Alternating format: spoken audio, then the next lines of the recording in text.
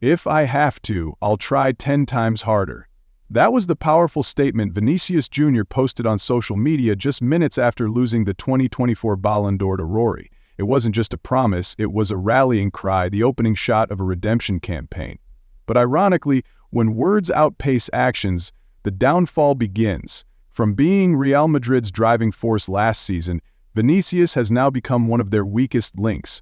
Madrid had hoped to witness a superstar rise after the gala in Paris. Instead, they've gotten a season riddled with controversy.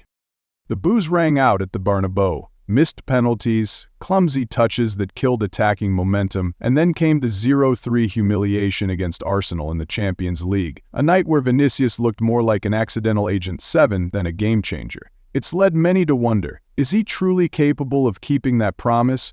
Or is Vinicius just another player who talks more than he delivered? It all started in Paris, with Vinicius's unshakable belief that he deserved the Ballon d'Or. In the weeks leading up to the ceremony, European media unanimously named him the frontrunner. A Spanish newspaper even declared Vinicius the new Ballon d'Or winner. Leaked results on social media had him in first place with Rory second. Bookmakers gave him the overwhelming edge, 131 times more likely to win than the. According to Ray Level, Vinicius even whispered to Gavi during El Clasico, "I'm going to win the Ballon d'Or soon." Confident of the outcome, he threw an early celebration with friends from Sunday night into the early hours of Monday. But the bombshell hit, Rory had won. Vinicius still flew to Paris for the gala, but none of the Real Madrid stars showed up. No congratulations for Rory, no acknowledgement of defeat. Then came the post. "I'll do it 10 times harder if I have to. They're not ready." It read like a warning shot to the rest of the football world. Vinicius would be back, stronger, louder. But ever since that night in Paris, he's looked lost, caught between frustration, anger, and the crushing weight of his own expectations. Now, as we enter May 2025, the numbers tell the story. Just 7 goals and 5 assists in 25 matches. In fact, his discipline record is more eye-catching. 6 yellow cards and 1 red. Last season, Vinicius contributed to 35 goals across all competitions. This season, that influence has all but vanished. Even Carlo Ancelotti's patience is wearing thin. Real Madrid are drifting, dragged down by a star who's lost control of both form and emotion. His goals plus assists per game has dropped from 0.87 to 0.66. On paper, it might look like a temporary dip, but when you watch him play, the issues are clear. His decision-making is sluggish, his link-up play is disjointed, and his once fluid movements now seem forced. He's trying to carry the game by himself, forgetting he's not Ronaldo, a man who could single-handedly change the course of history in a moment. At Real Madrid, stars are celebrated, but they're just as quickly forgotten. Only results and performance keep you at the top. If Vinicius can't break free from the shadow he's cast over himself, he risks becoming the symbol of a reputation built more on social media than on the pitch. Promises were made under the lights of Paris, but the cold truth was laid bare on a chilly night in London. The first leg of the Champions League quarterfinal against Arsenal was supposed to be his stage chance, a chance to reaffirm his status. But all Vinicius left behind at the Emirates was a brutal stat line of 7 clean zeros. No goals, no assists, no shots on target, no chances created, no key passes, no successful dribbles, no accurate crosses. 38 touches, 18 times he lost the ball, a flat, uninspired performance so poor that the nickname Agent 7 suddenly felt like a bitterly accurate label for Vinícius Júnior. He played like someone crushed under the weight of his own expectations, not by any tactical shackles from the opponent. While Mbappe kept bursting forward, Vinicius completely vanished. No one could tell where he was playing, what his role was, or even if he was on the field at all. The score gave him a 5.8 rating, one of the lowest on Real Madrid that night. Spanish media called it possibly the worst performance he's ever delivered in a white shirt. The people in Madrid began to ask themselves, is this really the same guy who scored in a Champions League final? The contrast with Mbappe only deepens the disappointment. Since the start of 2025, Mbappe has racked up 19 goals and 2 assists, continuing to fuel Real Madrid's attack. Meanwhile, Vinicius has managed just 7 goals and 5 assists, an alarming output for a player who once vowed to give 10 times more to win the Ballon d'Or. After the loss to Arsenal, Vinicius went silent for almost a full day. No interviews, no press conference, just a short Instagram story that read, "Bad game, time to improve and fight at the Bernabeu. This place always brings magic and we can turn it around. In the end, it's always been like that. Hala, Madrid." The problem is, Real Madrid doesn't need poetry, they need action. No one questions Vinicius' talent. He's undeniably one of the most gifted players in the world, but true stars don't just shine in easy games. They rise to the moment when it matters most.